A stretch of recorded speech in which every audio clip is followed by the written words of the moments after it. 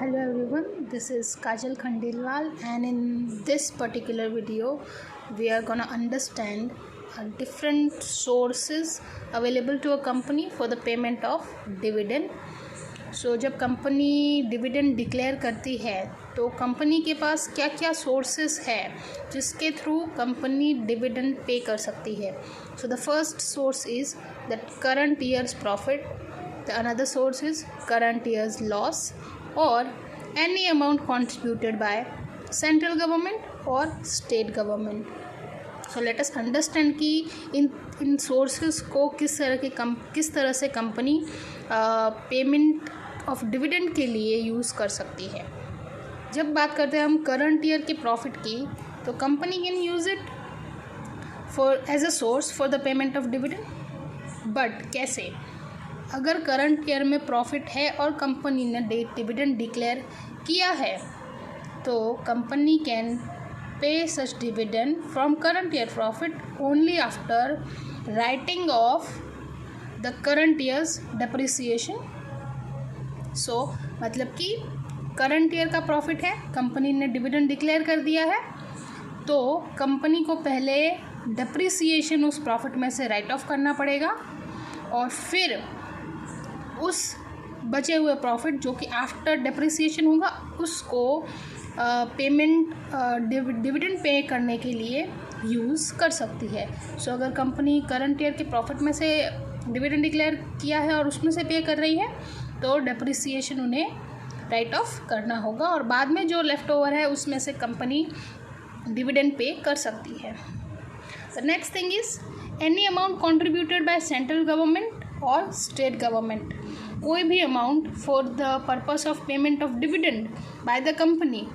कुछ कंपनीज होती है जिन्हें गवर्नमेंट कुछ अमाउंट कंट्रीब्यूट करती है कि आप अपने शेयर होल्डर्स को पेमेंट डिविडेंड पे करेंगे तो हम कंट्रीब्यूट कर रहे हैं उसमें, आप उसमें से भी पेमेंट कर सकते हो.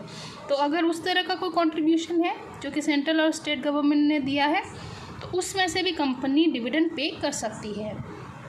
द लास्ट थिंग इज़ कि करंट ईयर के लॉस में से कंपनी का अगर करंट ईयर में लॉस है तो इन सच केस ऑल्सो वो कंपनी अगर डिविडेंड डिक्लेयर किया है तो पे तो करना ही है. अगर एक बार डिविडेंड डिक्लेयर हो जाता है तो कंपनी को पे करना ही पड़ता है.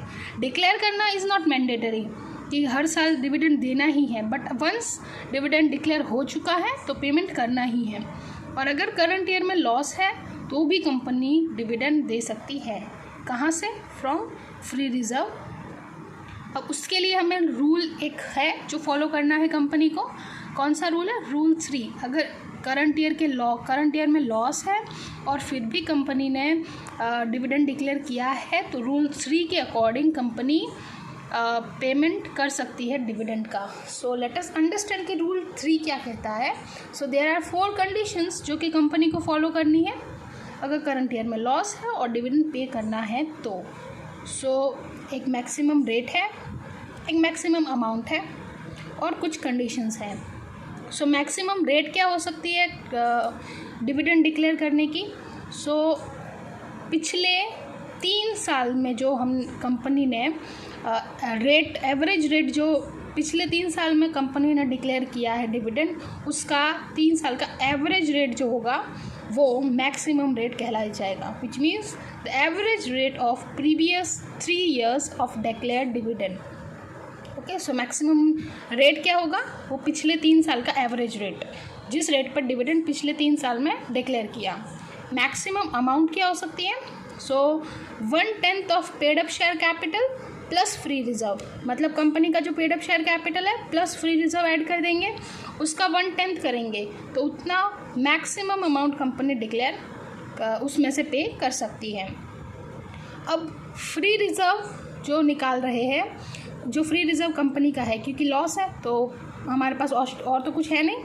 सो द फ्री रिजर्व जो बचा है उसमें से पहले कंपनी को करंट ईयर का जो लॉस है उसे राइट ऑफ करना पड़ेगा क्योंकि हम फ्री रिजर्व यूज़ कर रहे हैं डिविडेंड देने के लिए, बट करंट ईयर में लॉस है तो पहले हमें उस लॉस को राइट ऑफ करना पड़ेगा फ्री रिजर्व में. तो ये भी एक कंडीशन है.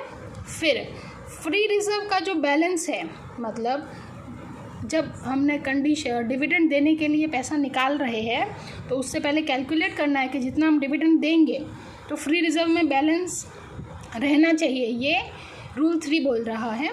तो फ्री रिजर्व में कम से कम 15% of paid up share capital जितना तो बैलेंस फ्री रिजर्व में after withdrawal for the payment of dividend उतना तो उसमें बैलेंस रहना ही चाहिए।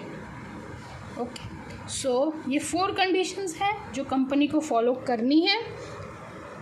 अगर कंपनी में करंट ईयर में लॉस है और डिविडेंड पेमेंट करना है तो रूल 3 के अकॉर्डिंग करना है। मैक्सिमम रेट क्या हो सकती है, मैक्सिमम अमाउंट क्या होना चाहिए, फ्री रिजर्व में से करंट ईयर का लॉस पहले राइट ऑफ करना है और फ्री रिजर्व पूरा खाली नहीं करना है, उसमें मिनिमम 15% ऑफ कंपनी का पेड अप शेयर कैपिटल जितना तो बैलेंस रहना ही चाहिए। So this was rule 3 in case of current year में लॉस है। तो अब कुछ एडिशनल चीज़ें हैं जो ध्यान में रखनी ज़रूरी है। रूल 3 जो है, कौन सा रूल 3, ये वाला कि करंट ईयर में लॉस है तो भी कंपनी को डिविडेंड पे करना है। तो ये रूल 3 जो है 100% गवर्नमेंट कंपनीज़ पे एप्लीकेबल नहीं होता है। क्या मतलब निकलता है इसका नॉर्मल एक आंसर निकलता है कि 100% गवर्नमेंट कंपनीज़ जो है करंट ईयर में अगर लॉस है तो उन्हें डिविडेंड डिक्लेयर नहीं करना है। Next thing is dividend should not be paid in kind, मतलब काइंड में डिविडेंड पे नहीं कर सकते हैं।